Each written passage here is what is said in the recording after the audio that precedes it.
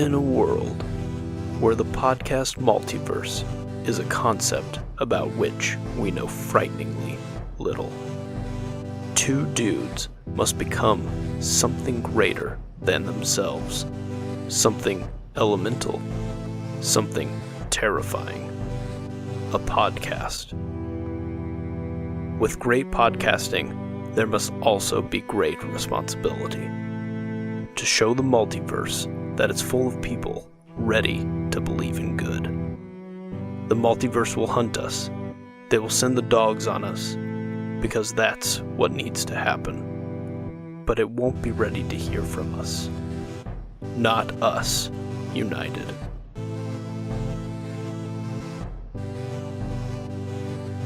Michael. Yes, Nick.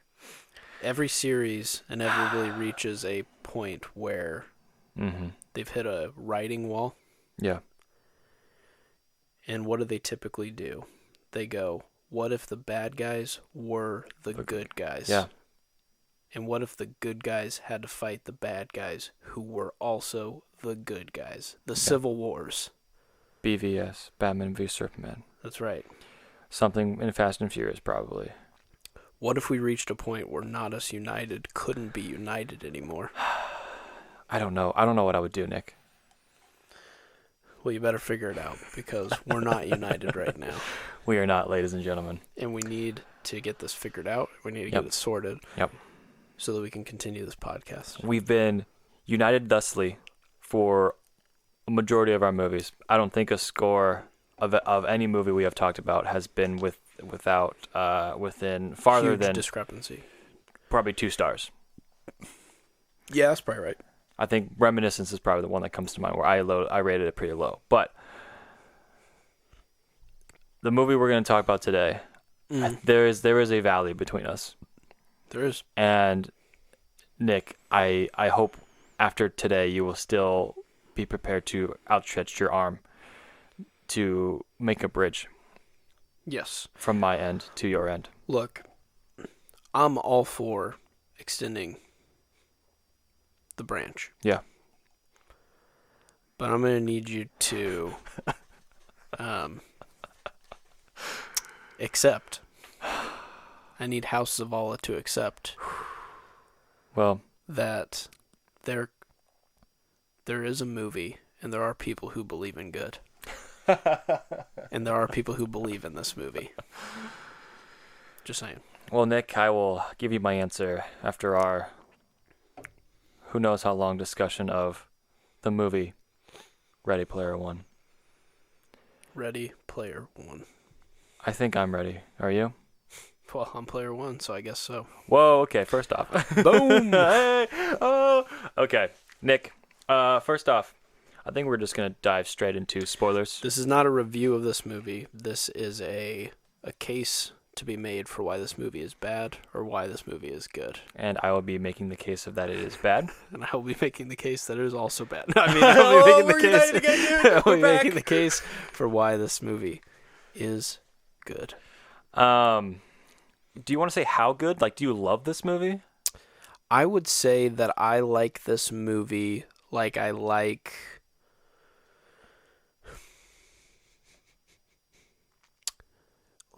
Power Rangers, or like I like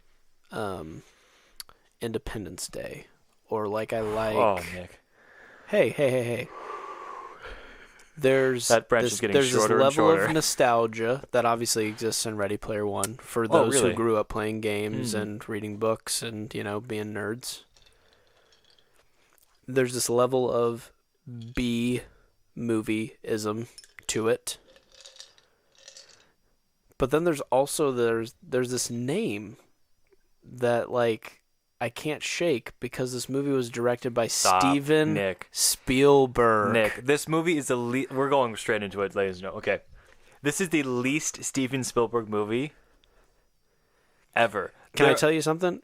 The least Steven Spielberg movie is still a Steven Spielberg movie. No, I don't think I yield my time. I don't think this movie has quite enough of the heart. I think this is Steven Spielberg on Coast. Okay. I don't think this has like the magic of a Steven Spielberg movie. I think it is outweighed by nostalgia. Okay. I will say that this has the most fan service of a Steven Spielberg movie. You betcha. But that is the source material, is fan service. Mm-hmm. And there's been no other movie that he's directed that would ever have fan service because he usually is creating unique, original content. Right. So that's where I think it's hard for me to grasp that This Spielberg truly is even. Steven Spielberg. Yeah, Steven I don't think it is a Steven Spielberg movie because it feels so by the masses. Okay.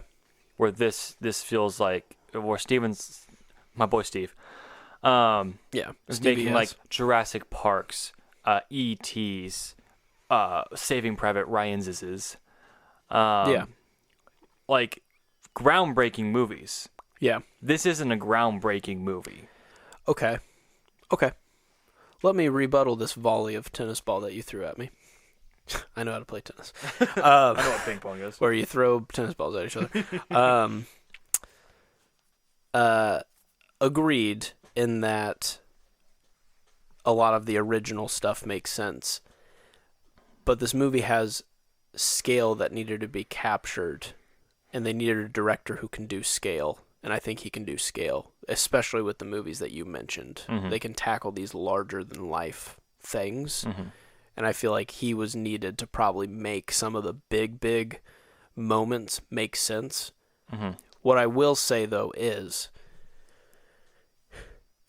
most of the larger-than-life scenes still had something living and practical in those shots in his other movies, whereas some of the larger shots in this film are mostly CGI. Yeah. I don't know if there was mocap. I would so. think that Parsifal is mostly mocap. I would think so as well. So I do think some of that is technically real. Mm-hmm. It just doesn't look like it because the whole thing is meant to be a computer game, which means it is computer generated. No, and right? I think there is a nature of this movie book, this idea that is inherently something that I'm not going to like. Okay, and that blows my mind because when I think of who is Parsifal, I think Michael Zavala. Oh my gosh, get out of here, dude. No, I'm serious. Okay, explain. Like, I think you're that guy who loves, like, I think you are Wade is to Ogden Morrow as you are to, like, J.R.R. Tolkien. Okay. Or, like, a person that, or Denis Villeneuve. Getting personal now. Now, right? I don't think you're like quoting like, oh, Denis said this on May 20th. Like, I don't think you're quite that level, but you love what you love. Yes, and I want to preface everything that I'm saying today by that I if someone loves this movie, and Nick, I know you love enjoy this movie. I'm not trying to hamper any of those feelings. I'm not don't do this. I'm like, people can like what they like and love what they love. For sure. And so, yes, everyone has their loves, and they're like, man, Yes. I love Denis. I love Lord of the Rings. Right. But like to this movie, and I'll when I say something like this, I'm including the book, which I do enjoy the book more than the movie. Sure.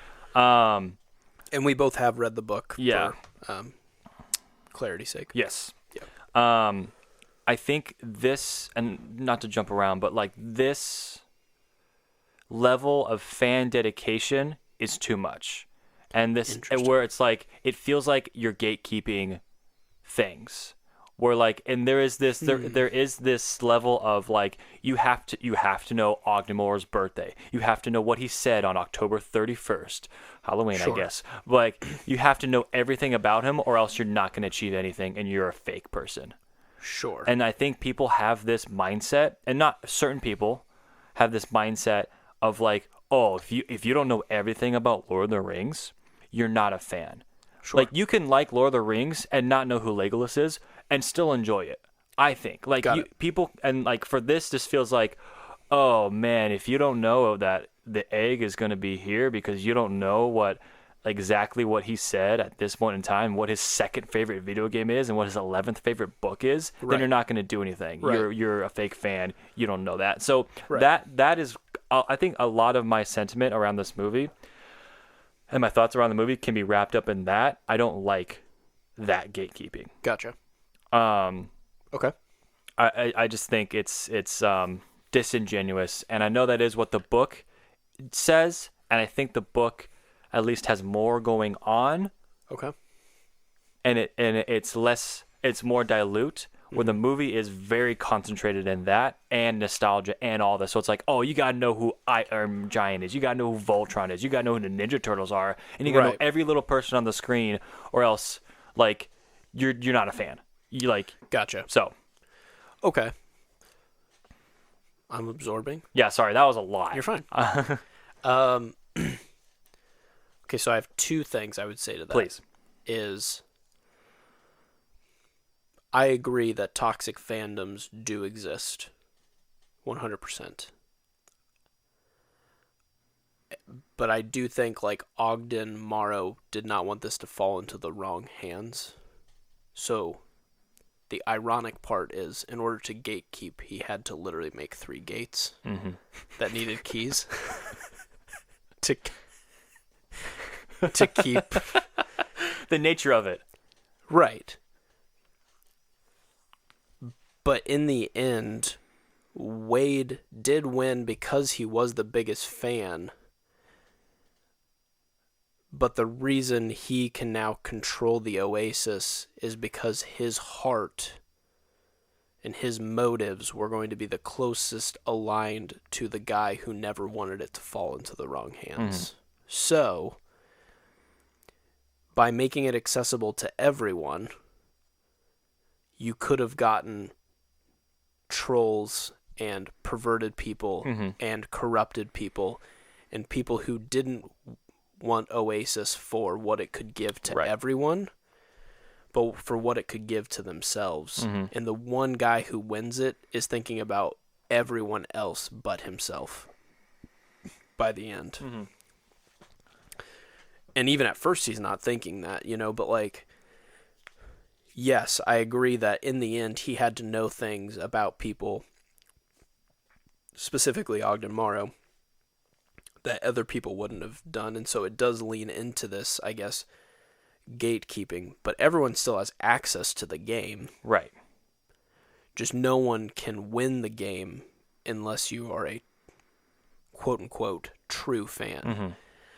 But the true fan that he was looking for was just somebody who'd be willing to play his game for playing the game, not to turning it into something else, you know?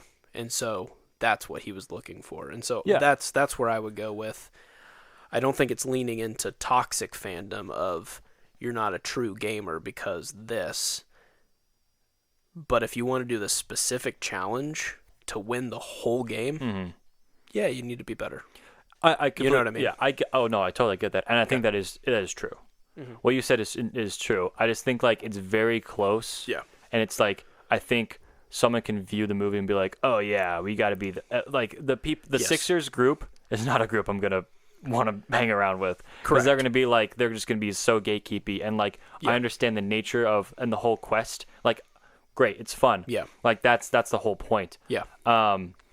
But to the extent of it being so blurry between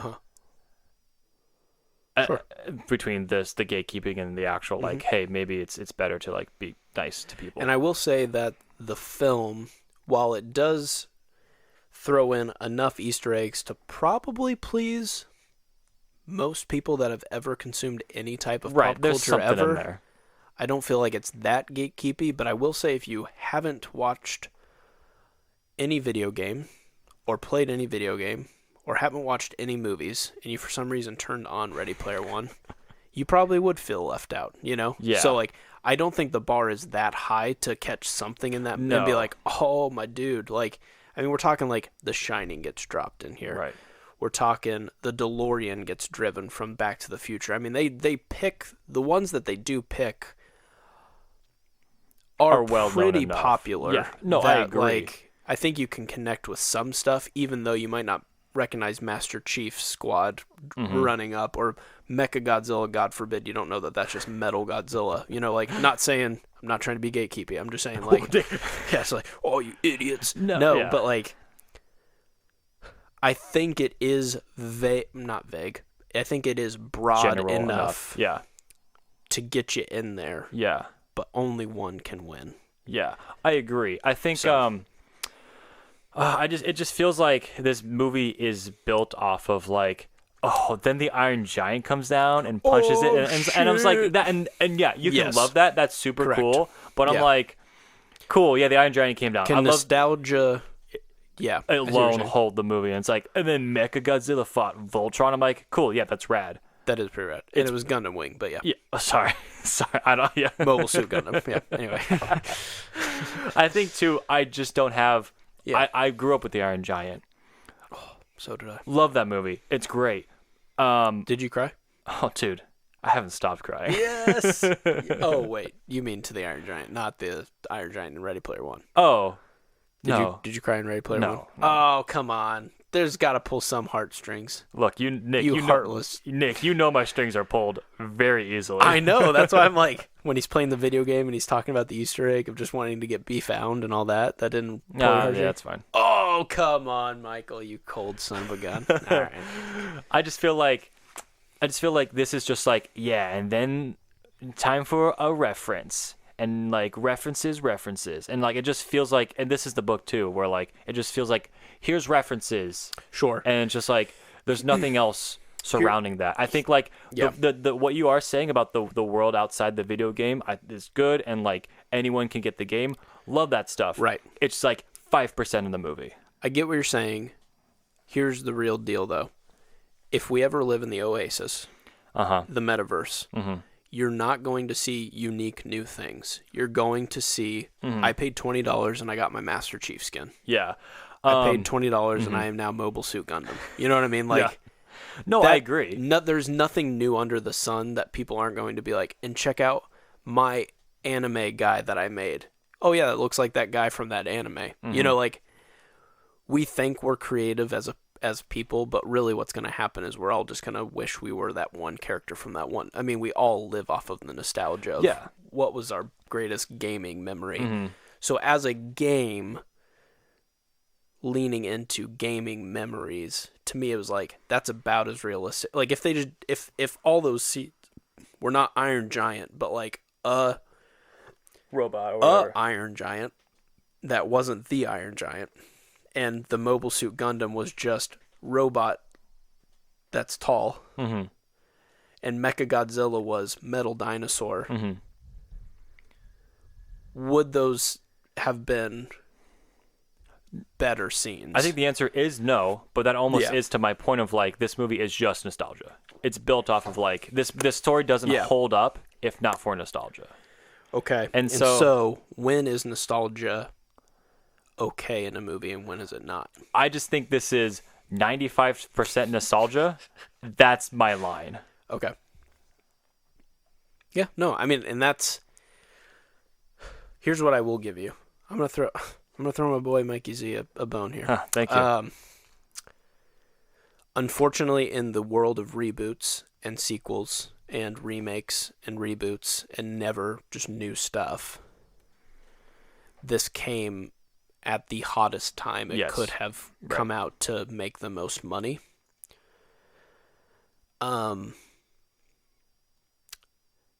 But when done right, I mean, nostalgia hits pretty good. You know what I mean? Like, there are scenes in movies where you're like, hey, remember how it started? Now look at us. You know? I mean, like, I think of Avengers Endgame. Sure. I think of Spider-Man No Way Home. Like, those are obviously superhero films, but like those use nostalgia, I guess, in maybe different ways than this did, where it was just blatantly, here's a character that you can connect with, but because of character. That's it. I will say, though, that the big battle scene is where a lot of your probably issues are coming from, where it's just chaos CGI, character for character's sake. I do think when it uses nostalgia to dive us into some story beats, it still is strong. I think it uses cool elements to bring us in. I do think him using the DeLorean.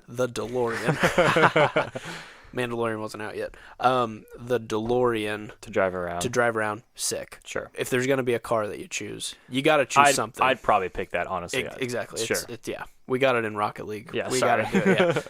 Yeah. I think those types of things. I think when they go into The Shining, while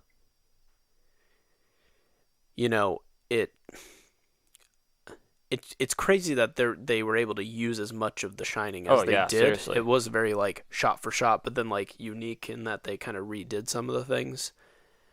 I thought that was kind of cool. Like they tied in this like concept of like making the leap and stuff like I thought they did a good job of separating itself from the book and doing something kind of unique there. And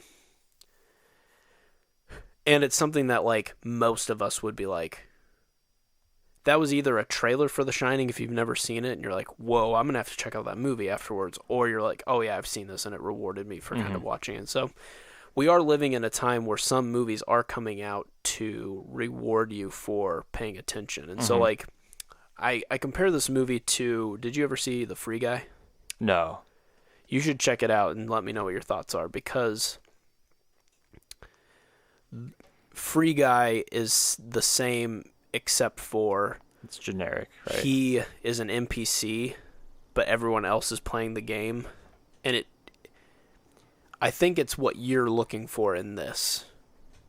You're wanting a unique story that might have some things, but it's not relying on nostalgia to get it there. Yeah. There's already a story that's built into that. And I think this story probably isn't doing it for you, because you're seeing it rely too much on nostalgia, the gimmick. I It's guess. the gimmick for me. Sure. To go to your point, back to your point of The Shining. The second egg in both the movie and the book is my least favorite part. Yeah. Because it's like in the book, you have to verbatim do the entire War Games movie. Yeah. I'm like, okay, no. And Impossible. in the Shining, it's like, okay, he went on this date. They never took the leap. Got it. But it's okay. So it's nostalgia for him and the date within nostalgia of The Shining. So I don't know. It's just like I just feel like the Oasis to me is my own personal hell. Whoa. All right. Because it's just like this fake world where like you're like people escape the real world. Yeah. And like, look, I do that too. I'm maybe hypocritical. Like we play Rocket League and we play games. but like you unplug and yeah, you're not a car that's hitting a ball into a goal. I don't know about that. Sometimes my body and the car just they're one. Yeah. So like I understand my own hypocrisy in this, but like I understand the whole world is like, oh, it's the world's falling apart, so they need a place to escape. But like to go into this world, I just don't, and just fall into the nostalgia. It is just you're losing something. You're losing the world by doing that. Right. And so and again, that is the point of the movie. Yeah, and but it is 5% of the movie. I see what you're saying. Yeah, the end, just right at the very end, goes, yeah, it's hey, like, life anyways, is worth living outside the Oasis. Yeah, and so, like, yeah, at the beginning of the movie, we see, like, all these people just, like, obsessed with the Oasis, and, like, to the point where, like, I don't know if you remember, like, there's a fire going on in the kitchen, and the mom's like, never mind, I'm doing important stuff in this fake world. Like, your son does not matter. This fire does not matter, but, like, this, whatever, you're girding fake points in this world is more important. Right. So to me, like the whole idea of the Oasis, like I understand this is a possibility. This is something that could happen in our lifetime and something I would probably participate in. But to me, that idea also is just like, oh, and like it is realistic. Like, yeah, I'm gonna go climb that mountain with Batman because that sounds kind of dope. Like, like I'm gonna be honest, that sounds super dope. But like, it just feels like I don't want. That's not your goal in life. No, that is not my goal in life. Correct. I see what you're saying. So like having this whole world be like, this is everything, and I'm like, I just like that's not my cup of tea, dude. Oh, for sure. Well, and I mean, there's the Matrix conversation as well of like, yes and amen, I agree. No one would ever do that. But man, if you're really down on your luck and in this world you can literally be Batman or whatever, and like, you can see why it's enticing on why people, yes. I mean, the concept, yes. But that's not in defense of the movie. I'm just saying, like, when you see Wade's situation, you're like, yeah, I'd probably hang out in that van too. No, you know, like, I get it. Yeah, I totally 100%. get it. Yeah, it's just like with that and the mix of nostalgia and the mix of like it just like it mixes into a soup. I just don't want to eat that soup, you know. Yeah, no, I get you. I think what's the word I'm looking for? It's like, it is like, though, like if you read all of the Lord of the Rings books and then we randomly were like, our world was like, something dope could happen, but it's only going to come from the guy who's done the most. And then if you're like, it wasn't a waste of time, and that's what I feel like Wade's character was. Like, I've put so much stock into these beautiful works of art. What is it for? And you know what? I think I am going to play the card. Let's go. Do it. That's why I'm podcasting. Is because I have a love for something that I'm like, but what's its point? I'm not going to get a key that takes me to a gate for this, but there is something about that movie that I really like, and I want to share that with someone, you know? I'm not going to remember Christopher Nolan's birthday or who he dated in his life, but I might look at his body of work and go, oh, yeah, that was really cool. I really enjoyed this movie, and I watched it with this person and these things and these memories. This movie just conceptualizes that love and now allows it to take someone on a journey, which we're doing the same thing. It's just we get to make the world. We don't have to live in the world or obey its rules. We are making our own oasis in Not Us United. Wow. Thanks for playing that card. What am I going to say to that? I think I definitely agree with you. Not Us United is a great passion project and a thing that I love doing and why we love doing together. Let's get that right out of the way. Oh, no, I wasn't saying you didn't. No, I understand. Yeah. But like, if I take down this movie, it's not I'm taking down the podcast. Oh, for sure. Yeah, makes sense. So, and I get like, I watch this movie again, I'm like, dude, I see it. I see where you can be like, this is just fun, and I want to see the Ninja Turtles go on the screen and fight with Master Chief. Yeah, cool, great, go for it. Oh, dude. Just I don't care to see that. That's really what it boils down to. Is like, that's just not what I'm going to want to see. Yeah. And so I think too of the obsession with the Oasis, like Wade, like he's obsessed with it. If we became obsessed with the podcast and it was our entire lives, that's fair. That's a the fair issue. Rebuttal. So, amen. We wouldn't be Not Us United if we became too obsessed. We would just be united. We'd just be united with a podcast, and no one else would want to talk to us. You're right. So everything has to be held open-handed. Yes. This is not... Or it becomes too much. It becomes an idol. It becomes an idol. Yeah, you're right. So... Amen. Yeah. So, to that extent, I'm like, And so, man, there's a few more... Do we have any more on that? Because I have a few more things I want to touch up on. No, that you've actually persuaded me a little bit. Okay. Because, yeah, you're basically, like... In my defense, it's like the one time idolizing something actually has benefit is only in Wade's case. In everyone else's, it doesn't false. Matter. Yeah. And so if it only can work for one person, then it's probably not a good thing. But in a sense, and something that I do enjoy of the movie is that I love the community coming together to the fight at the end. Like, I love that aspect. He does have to end up creating a high five. Yeah. And the high five is much, and I think in the book, I like the idea of the high five. It's barely not touched on in the movie, but like the respect of these five people is really cool. And then like it's much more of an impact when Parzival is like, come to Planet Doom, because like this is our world, Right. and like that does have an impact. This was one of my main things too, is the beautiful thing about him winning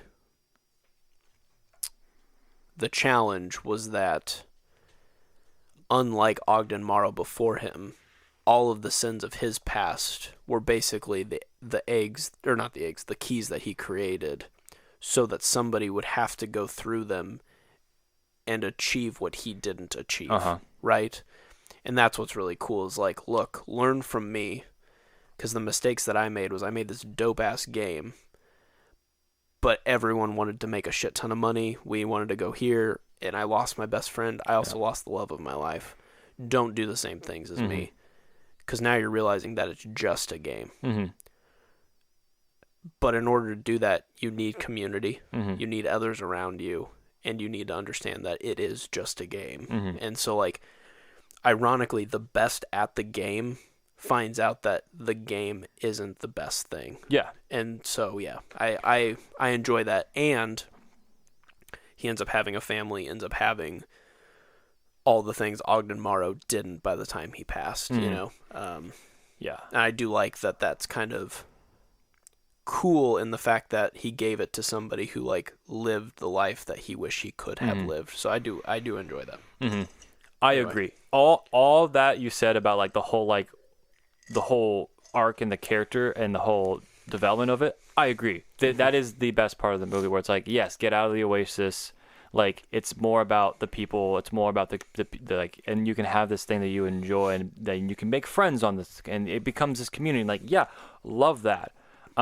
I just don't think that when I hear Ready Player One, that's not what I think of.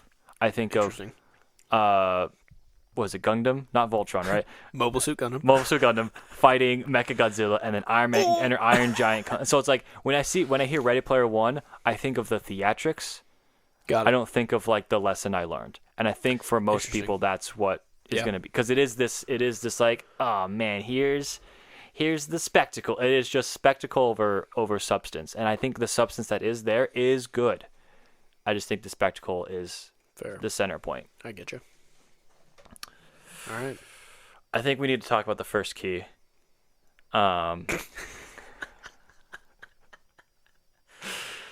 Okay, so I'll give you this one. I agree that in any video game ever, people do stupid stuff, and I'm going to go over here and explore. I'm going to go over here and explore. And while not obvious in a very straightforward, here's the direction you're going, in this race. Is it believable that someone didn't go backwards just once over 5 years? No. That's happening in 3 months. I think that's correct. Yeah. I think you're right. I think the first egg gets discovered a little quicker. Yeah. And I think, to also throw a bone back at you, oh, God bless. The difference between the book and the movie here is all based off spectacle. And maybe that is a sin. They had to make the book more cinematic. Yes. The cinematic of going to this cave on the school island, on the school planet, isn't spectacle, but I think the thought of it is better in the book, where it's like, Ogden Morrow wanted anyone. This is a planet anyone could go to, and you just got to wander around this cave. It's a school planet. So I think that idea is wrapped up very nicely in the book. Sure. But this is like, yes, you're not doing that in the movie. You got to have King Kong come out, and Jurassic Park come in there, and then, like, all this stuff, and that is spectacle over substance. And so with the race, I'm like, cool. Oh, dude, when I'm watching that race, all right, dude, I'm having a good time. I'm not gonna lie. I'm not gonna lie, dude. It's fun. But, like, I said, but yeah, for being gamers, yeah, it's easy to think why that would get found out, but like, immediately. Like, yeah, you would 3 months, yeah, max. Like, I gave the example of a friend of ours who would do it immediately just to screw with people. The only argument I can think against it was the key that he found to go backwards was, I wish we could go in reverse, just as like, fast as really, really fast, like as fast as we can. Part of me wonders if it's like a like if it's like a platform 9 3/4 thing, where if you're You go not fast going enough. fast enough or like believing the right things, would the door have opened? So maybe because he like floored it, going directly backwards into a wall, was the like the leap of faith kind of to be like, okay, this guy knows something, versus I'm just driving, screwing around, blah blah blah. I'm not purposefully doing it. Yeah. That's the only only and I way. think it's a weak argument. I think it is the only argument, and I think like that in itself is like, I'm like, sure, Yeah. but like, and I think that is the argument, that you have to be going fast enough. You have to go as far back as fast as you can, but someone is going to do that just to do it. Like someone's if gonna be every like, person in the world is playing this game, you've got to assume that I mean, even if 10% do the race, because it didn't seem like there's a lot of people doing the race. this was years later when it was like, It's true, but because they did know that it was the race. Like Yes. the first egg was they The figured out race. that the Easter egg led to. Yeah, you're right. So yeah, in theory, most of the players have done the race and just didn't find the egg. But yeah, you think somebody would have done something. someone's gonna go backwards as fast as they can. Yeah, agreed. Sure. Then that's like I don't know. Not like that's the worst movie because it did that. Like everything has flaws, but like I don't know. I can suspend my disbelief for some things. But man, I think last kind of point here, at least main, is so I don't in the movie I didn't get Artemis and Parzival's relationship as much. Like I get that he was obsessed with her, got that. But I didn't get why the other way around. Like, well, all of a sudden, like Artemis is like, "Whoa, Parzival, my guy," because then they meet in real life, and she's Buckaroo like, Banzai, my Buckaroo guy. Banzai. That's what it was. Did you see that dance scene? Oh my gosh, the Bee Gees! Come on. But yeah, they meet in person, and she's like, "I have this scar that is not even noticeable in some lighting."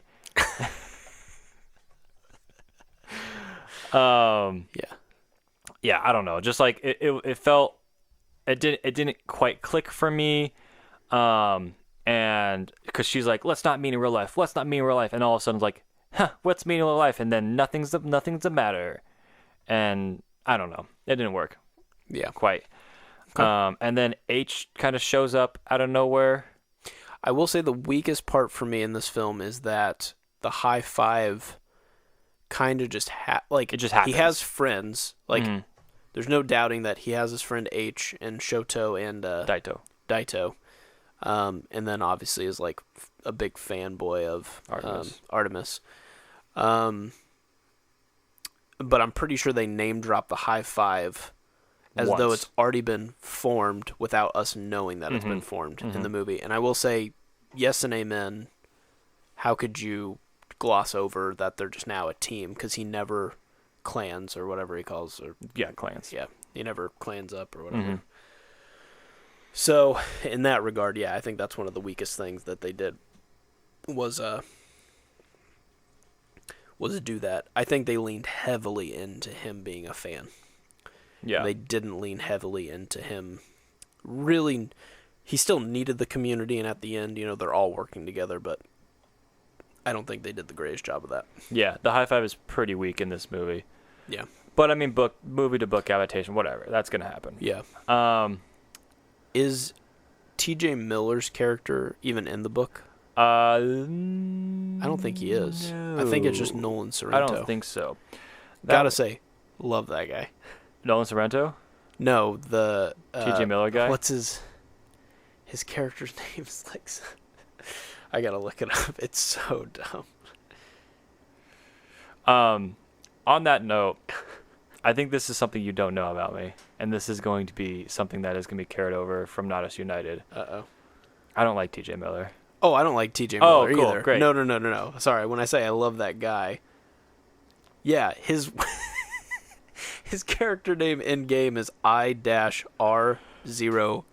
IROC. Oh, that's right. I Rock, yeah. Oh, I love it.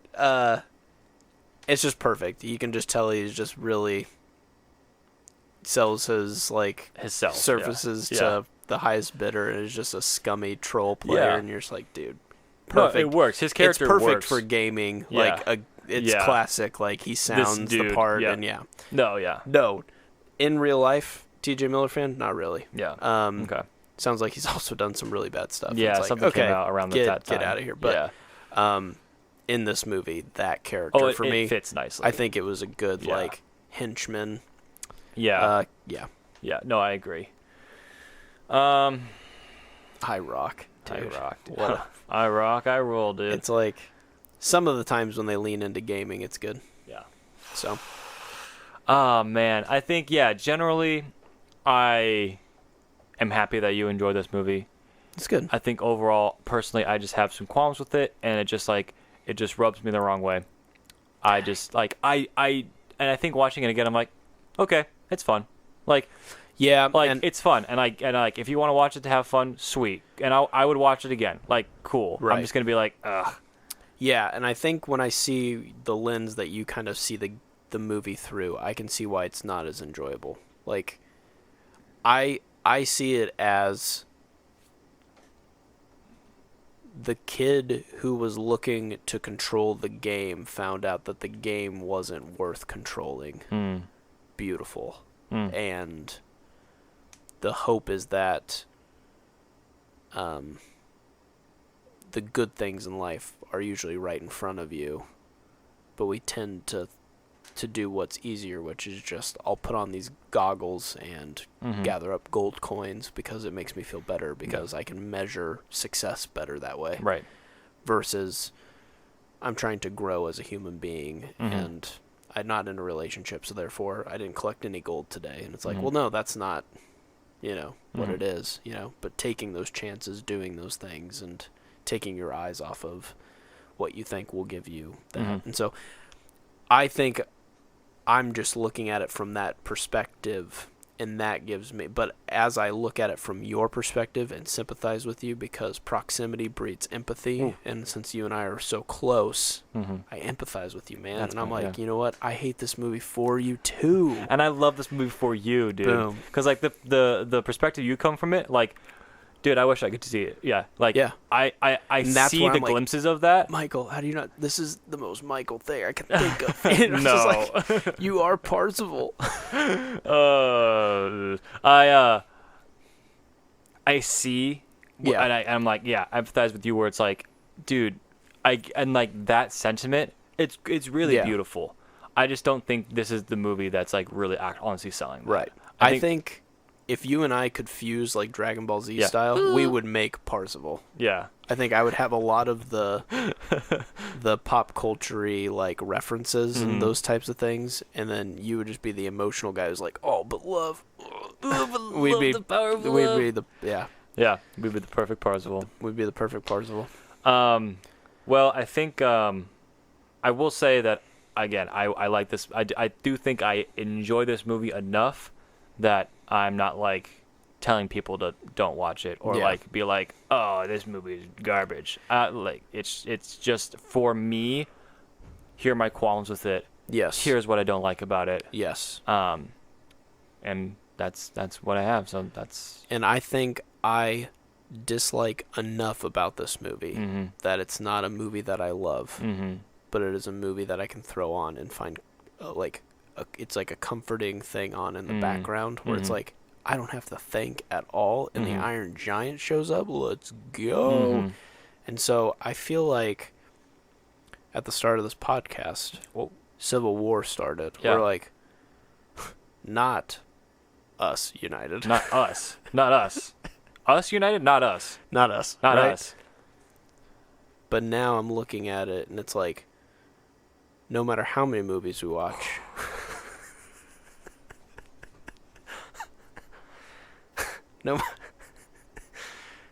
in how many different mediums or different genres, Even when we disagree, yeah, even when we fight. that's right. They can't keep us apart. Not us united. Not us united, dude. Am I right? I'm crying.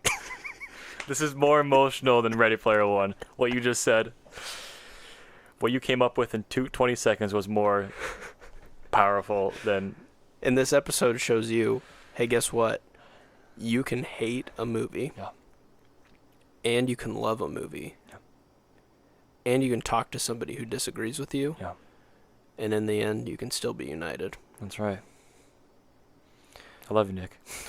I love you too, Michael. So what we're going to ask everyone to do is we're going to ask you to take off your headphones, go off into the real world, and tell somebody that you love them. That's right. All right? We don't care how many people you've told that you love. But now you've heard from us that we love you, not us united. Perfect. Thank you, everyone. Goodbye, everyone. You've just listened to Not Us United. You can find us under Not Us United on Spotify, iTunes, and YouTube. Please leave us a review and consider subscribing to our podcast. You can reach out for future podcast topic suggestions at notusunitedpod@gmail.com.